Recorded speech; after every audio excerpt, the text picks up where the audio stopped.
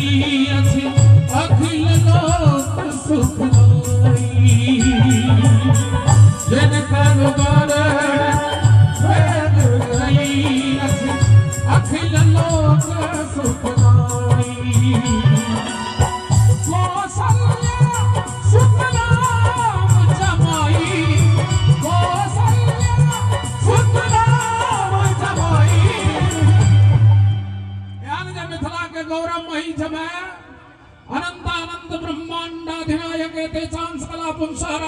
भगवान स्वयं हुनकर सासुरक लोग उनका समर्थन कोना नहीं करते।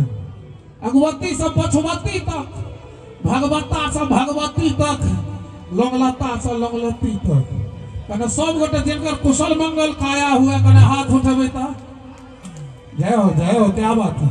सब गोटे हाथ उठेबे और ताली के संग पावन हमर